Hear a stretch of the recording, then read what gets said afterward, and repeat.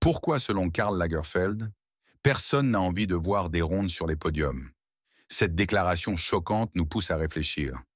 Est-ce juste une provocation ou révèle-t-elle quelque chose de plus profond sur les normes de beauté dans la mode?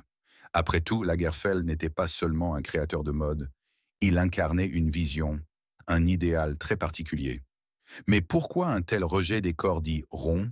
Et surtout, cet idéal est-il encore d'actualité? Avant d'explorer cette question, voici un fait surprenant. Karl Lagerfeld n'a pas toujours été aussi mince que ce que nous avons connu. En 2001, Lagerfeld a entamé une transformation physique impressionnante, perdant plus de 40 kilos en seulement un an. Pourquoi? Simplement parce qu'il voulait porter les vêtements de la collection Dior Homme, qui étaient exclusivement conçus pour des silhouettes extrêmement fines. Lagerfeld a admis que cette perte de poids était un acte de conformité avec les tendances de l'époque. Cette transformation nous révèle un aspect essentiel de la citation controversée. Lagerfeld était lui-même soumis à ces normes rigides qu'il contribuait à imposer.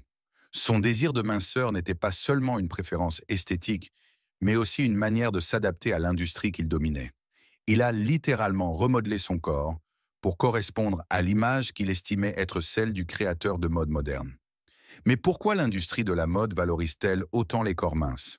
Historiquement, les podiums de haute couture ont toujours privilégié une silhouette fine, perçue comme un cintre vivant, mettant en valeur les vêtements plutôt que le corps. Dans cette logique, la mode ne concernait pas l'individu, mais la pièce, le vêtement. Les formes rondes, jugées trop visibles, détourneraient l'attention de la création. Cependant, nous assistons aujourd'hui à une transformation radicale de cette vision. Là où la minceur était autrefois le seul standard, une nouvelle ère de diversité corporelle s'est installée dans l'industrie de la mode. Des mannequins aux formes rondes, comme Ashley Graham ou Paloma Elsesser, défilent désormais pour les plus grandes maisons, et de nombreuses marques incluent des tailles plus grandes dans leurs collections. Prenons l'exemple de la Fashion Week de New York en 2020. C'était l'une des premières fois qu'une si grande variété de corps était représentée sur les podiums.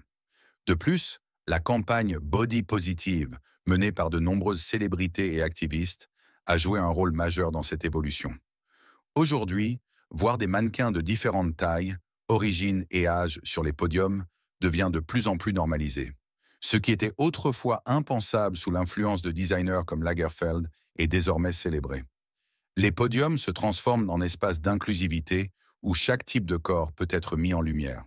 Cela montre que la mode elle-même évolue et s'adapte à une demande croissante pour la diversité et l'authenticité. Et alors, que faut-il en retenir? Eh bien, si la mode a longtemps imposé un idéal unique, nous voyons clairement que les temps changent.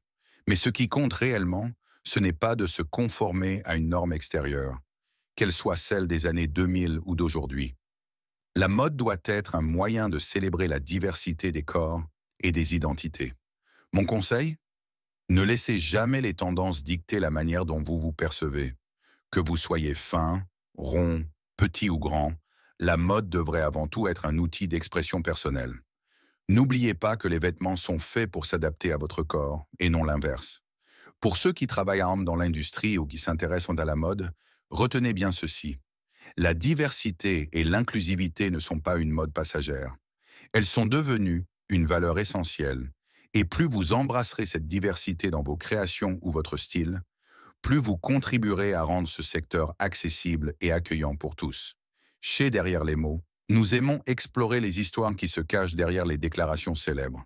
Karl Lagerfeld a dit un jour, « Personne n'a envie de voir des rondes sur les podiums ». Mais aujourd'hui, nous comprenons que cette phrase reflète une époque où la mode excluait certaines morphologies. Heureusement, les choses changent. La mode devient un lieu d'inclusion où chacun peut se sentir représenté. Si vous êtes passionné par la mode, les mots et leur signification profonde, abonnez-vous à la chaîne et activez la cloche pour ne rater aucune de nos prochaines vidéos. Merci d'avoir regardé et à très bientôt pour une nouvelle plongée derrière les mots.